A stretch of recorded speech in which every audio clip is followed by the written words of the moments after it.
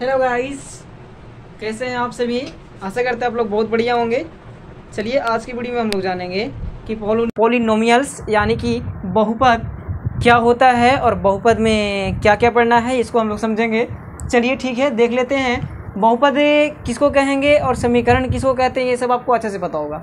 ठीक है, चलिए तो इसी को हम लोग आज जानेंगे, परिचय देखेंगे क्या होता है। ठीक है, चलो तो सबसे पहले बहुपद की बात किया जाए तो बहुपद उसको बोलते हैं जिसमें दो से अधिक पद हो। बहुपद किसको बोलेंगे? जिसमें दो से अधिक पद हो। एग्जाम्पल जैसे सपोर्टेड मान लिए, हम लिख दिए x + 2 + y।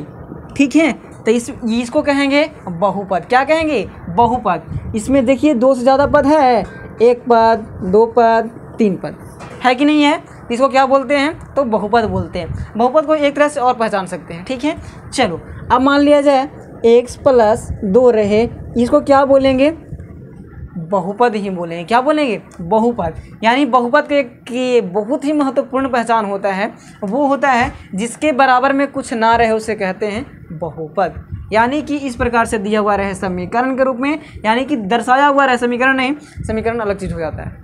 ठीक है, तो समीकरण के भी बता देंगे, अभी हम फंडा क्या होता है उसको समझना आपको। चलिए तो बहुपद उसको कहेंगे, मान लिया जाए इस प्रकार से कुछ भी दे दिया जाए, x² + 2 x² + 2x + 3, ये जितने भी हैं अगर बराबर में कुछ ना दिया हुआ रहे, ऐसा दिया हुआ रहे और बराबर में कुछ नहीं दिया हुआ रहे, तब इसको बोलेंगे कि बहुपद ये है।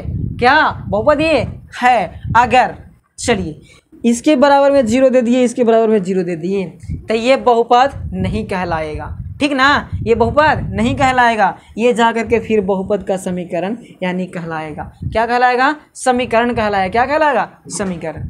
कुछ समझ में आ रहा होगा। ठीक है, इसको क्या बोलेंगे? अगर दे दिया जाए बराबर में कुछ 0 या 0 को छोड़ा कर कुछ भी दे दिया जाए तो उसको क्या बोलना है? कि वो समीकरण है। चलिए अब देखते हैं हम लोग पॉलिनोमियल्स यानी बहुपद समझ लिए। अब बहुपद के घात के बारे में हम लोग चर्चा करते हैं।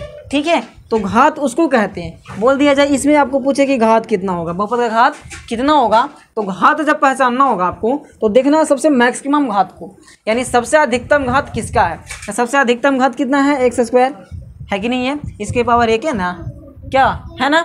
चलिए तो 2 है यहाँ पास, तो इसका घात क्या हो जाएगा? घात बराबर अगर आंसर लिखा जाए तो 2 ही होगा। क्या होगा? 2 ही होगा। ठीक है, चलिए इसमें अगर पूछ दिया जाए कि मैक्सिमम घात कितना है, यानी कि घात कितना है, तो बोल देना है डायरेक्ट आपको कि 2 है।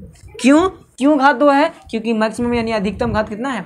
2 है। ठीक है, कुछ समझ में आ रहा है। चलिए इसमें बोलेगा कि मैक्सिमम घात कितना है x + 2 + y में, तो आपको क्या करना है कि बोल देना है कि 1 है। क्या है? 1 है, क्योंकि 1 यहाँ भी, 1 यहाँ भी, 1 यहाँ भी, तो कितना हो जाएगा? 1 ना, 1 होगा। ठीक है, चलिए अब चलते हैं हम लोग बहुपद यानी पद के बारे में जानते हैं कि इसमें कितने पद हैं। ठीक है, घात के बारे में आपको कुछ समझ में आ गया होगा। नहीं, जितना मैक्सिमम घात रहेगा उसी को घात बोलते हैं।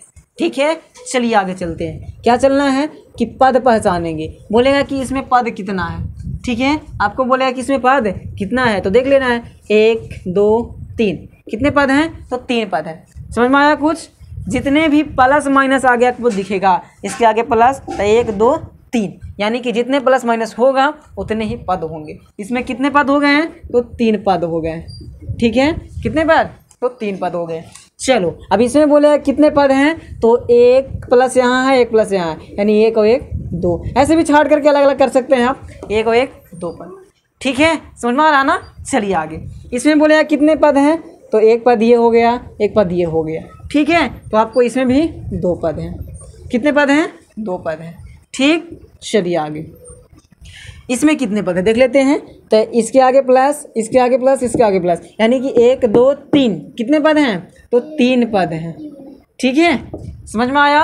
हाँ, इसी प्रकार से आपको बताना है कि कितने पद हैं। अगर कोई भी मान अगर गुना में दे दिया जाए, x गुना y गुना 3, तब इसको क्या कहेंगे कि इसमें कितना पद है, तो आपको इसमें देख लेना है ध्यान से। इसमें अगर गुना करेंगे इसको तो xy 3 हो जाएगा या 3xy हो जाएगा, यही ना।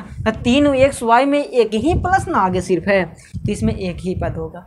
गुना में रहे तो हमेशा एक ही पद होगा, एक से ज़्यादा पद नहीं होने वाला है। इसलिए आशा करते हैं आपको ये वीडियो भी समझ में आ गया होगा। अगर ये वीडियो से भी थोड़ा सा भी आपको लाभ हुआ होगा तो मेरे चैनल को सब्सक्राइब करें, लाइक करें और शेयर करें।